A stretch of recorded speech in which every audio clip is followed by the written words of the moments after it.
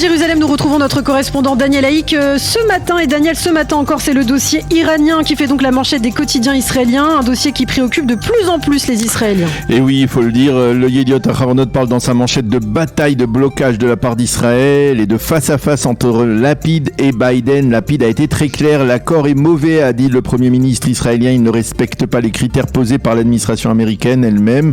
Le Israël Hayom explique également qu'Israël tente d'empêcher la conclusion d'un accord sur le nucléaire iranien et que Benny Gantz sera aujourd'hui à Washington dans une ultime tentative de persuader l'administration Biden de ne pas ratifier cet accord.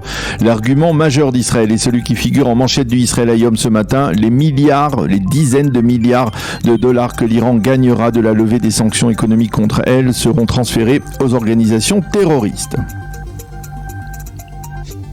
Que les Américains ont livré leur réponse aux Iraniens en perspective d'un accord. Oui, effectivement, et on a le sentiment en lisant ces informations que les Iraniens ne se pressent pas pour répondre aux Américains. Et nous étudions leur réponse, a-t-on affirmé hier à Téhéran, et les quotidiens mentionnent en évidence également les informations publiées dans un site saoudien selon lesquelles Israël et les États-Unis auraient réalisé des manœuvres militaires dans le ciel iranien il y a de cela quelques mois.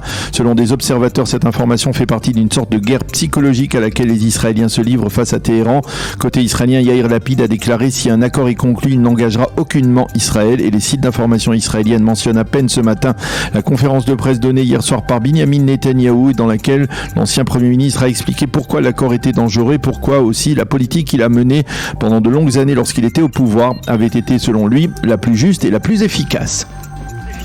Alors on se penche justement sur ce qu'écrivent les éditorialistes israéliens à propos de cet accord qui se trame à Vienne. Pour le général Amos Gilad, ancien chef des renseignements militaires israéliens, un accord sur le nucléaire iranien est effectivement un mauvais accord, mais il est moins mauvais que les progrès que Téhéran pourrait réaliser en l'absence d'un tel accord. Amos Gilad affirme qu'Israël a échoué dans sa confrontation avec l'Iran et il désigne Netanyahou comme l'un des responsables de cet échec. Pour Yossi Yehoshua, toujours dans le Yediot Aharonot, l'accord de Vienne renouvelé est déjà un fait accompli. Si l'Ayatollah Khamenei et le président Biden veulent tous les deux conclure un tel accord, rien ne pourra les en empêcher. Pour Yehoshua, il s'agit effectivement d'un mauvais accord pour Israël et même ceux qui lui sont favorables le classent entre mauvais et très mauvais.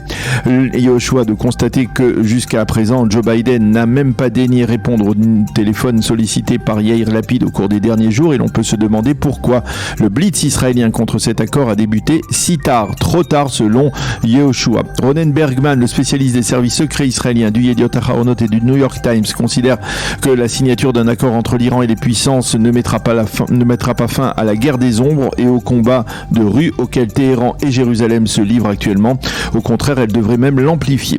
Enfin, Jonathan Liss, dans le Haaretz, affirme qu'Israël tente de persuader l'administration Biden de renoncer à un tel accord, mais c'est pertinemment que la probabilité d'être entendue est particulièrement faible. Et puis les journaux télévisés d'hier soir ont diffusé des images choquantes de soldats israéliens frappant des Palestiniens sans raison apparente. Oui, un incident grave et méprisable. Ces soldats ne méritent pas d'être dans Tsahal, a reconnu très rapidement le chef d'état-major de Tsahal, le général Aviv Kochavi, en ces termes. Et effectivement, dès hier, les 4 soldats impliqués dans cet incident ont été suspendus de Tsahal. Les journaux reprennent les images de cet incident également qui s'est produit il y a de cela 2 semaines dans le bloc d'implantation juive de Talmon en Samarie. Il souligne que les soldats appartenaient au bataillon de Netzach Yehuda au sein de la brigade de combattants de Kfir. Le Maariv a réuni pour ses lecteurs ce matin les 3 sondages d'opinion diffusés par ailleurs sur les 3 chaînes de télévision hier soir. Et là, on parle de politique, effectivement, Ilana, et les résultats de ces sondages sont sensiblement les mêmes. Le Likoud demeure stable ou s'affaiblit légèrement, tout comme Yesh Atid. Le camp pour l'État, de nouveau parti de Benny Gantz, stagne à 14 mandats avec l'apport de Gadi Eisenkot. Itamar Ben-Gvir et sa force juive, lui, se renforcent, tandis que le sionisme religieux de Bezalel Smotrich flirte avec le seuil d'éligibilité. Et le parti d'Ayelet Shaked, lui, ne parvient toujours pas à se hisser au-dessus du seuil d'éligibilité. Au niveau des blocs, le bloc Netanyahou orthodoxe gravite autour des 60 mandats dans 2 sondages et 58 dans le 3e, tandis que le bloc Lapid est autour des 55 mandats, le bloc de l'actuelle coalition. Donc, pour résumer, pas de véritable modification et une conclusion: si le parti sioniste religieux de Bezalel Smotrich ne devait pas passer le seuil d'éligibilité, Binyamin Netanyahou n'aurait aucune chance de former un gouvernement.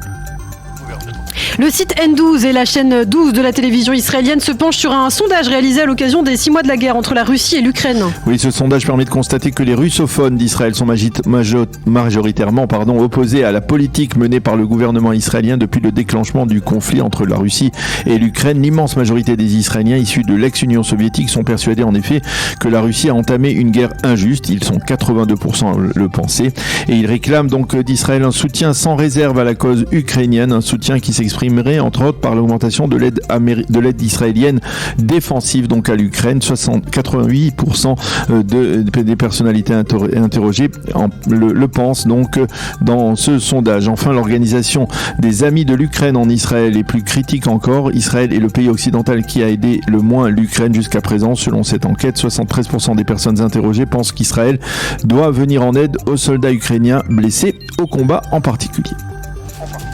Et puis pour terminer, sur le plan social, les quotidiens et les sites d'information continuent à nous informer sur la crise dans l'éducation nationale. Avec toujours des menaces de grève de la part des syndicats d'enseignants pour le 1er septembre prochain, c'est donc dans une semaine, et toujours pas d'accord à moins d'une semaine donc de la rentrée scolaire. Et le Yediot Ahronoth est même plus pessimiste. On retourne en arrière dans les pourparlers. Le Yediot explique que les 2 milliards de shekels qui seraient distribués aux enseignants dans le cadre d'une augmentation de leur salaire représentent en fait de facto la même somme que coûterait une grève des enseignants au début de l'année scolaire, une donnée à méditer. Téléchargez l'application Studio Calita, disponible sur Google Play et App Store. Suivez nos émissions en direct tous les jours du dimanche au vendredi à partir de 8h et commencez la journée avec l'essentiel de l'information israélienne en français, suivi de tous nos programmes dédiés à l'intégration des Olim francophones en Israël. Toutes nos émissions sont également disponibles en replay et classées par thème. Téléchargez dès maintenant l'application Studio Calita. Tous les matins de 9h à 10h, je vous donne rendez-vous pour la matinale du Studio Calita. Des sujets pour vous distraire, pour vous informer ou mieux connaître la société israélienne. Alors ne ratez pas la matinale du Studio Calita, un trait d'union entre la communauté francophone d'Israël et le reste du monde. Pour suivre nos émissions, vous pouvez taper Calita sur YouTube.